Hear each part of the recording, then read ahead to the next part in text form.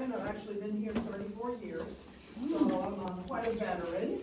And I'm Cindy Cummings. I'm not Kristen Kyle. She could not be here this evening.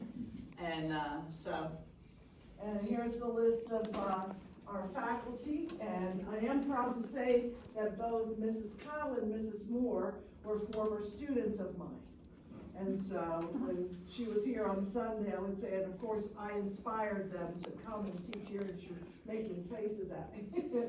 But Mrs. Cummings here teaches the really high levels, AP Calculus, AB and BC, and I teach the geometry classes, and I have one Algebra 1.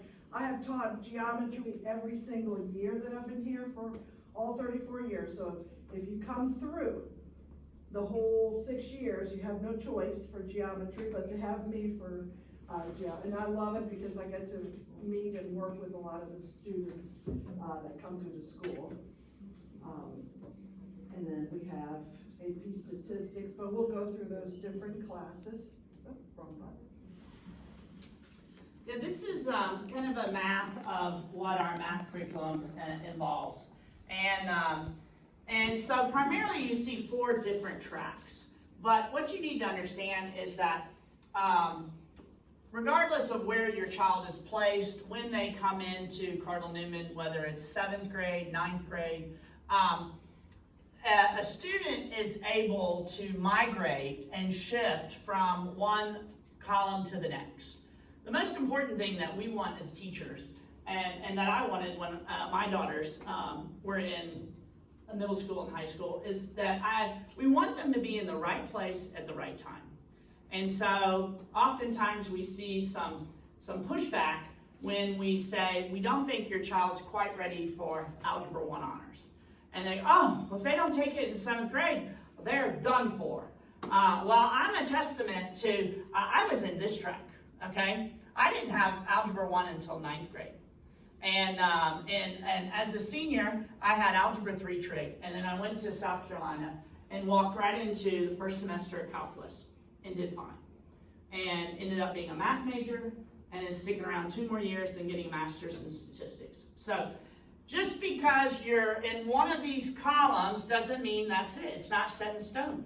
In fact, we could find a student who originally was placed here, maybe because of a standardized test grade, okay? And then we find out, hey, you know what? You can go on to pre-algebra honors. Now, does that mean you can only take pre-algebra honors in the 7th grade? No, okay? But we're just saying if you start in one location. So we could have a student who's in Algebra 1 honors, and then they get into geometry honors, and they're like, and they move down to geometry CP. And then they come back to Algebra 2 honors. And so, again, none of this is set in stone, but we just want your child to be in the right place at the right time. And the sky's the limit.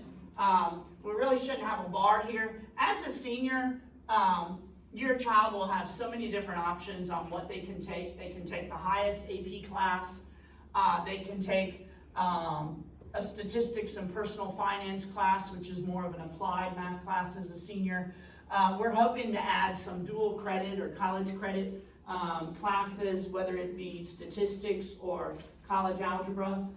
So we don't want to just say it's AP or nothing, but again, students are at different levels at different times, and so we try and tailor your child's schedule to fit them and who they are. And we do math testing at least twice a year. And we find some students come in and they are low in certain skills, like maybe they're in a 4th grade level, and they're assigned IXLs to bring them up to the level that they should be. So we have things like that in place to help them to move up in their math skills. And we offer after school, a couple of years we did it before school, SAT prep classes to help them when they are juniors. And we do have about 5, National Merit Scholars this year. And in the middle school, to start out in 7th grade, they look at the MAP scores. Most of our feeder schools take them. Recommendations from the teachers, what kind of grades they came with, and they they've been pre-tested. So all of those things go into deciding what math level that they should start with. With my own, well, my children's been a while, but my grandchildren that are here now, if I saw, gee, I really think they can do it, I've made ask, please, I think they can do that. So things are very fluid. If this student hasn't shown all of their skills the way that they should have, you can work with the teacher that they came from and see what's the best place for them. Hope that made sense. It's been a long day. We have math labs that are separate from the math class. So there's some students who are a little weaker in certain things. This is to give them the extra work time to get their skills up.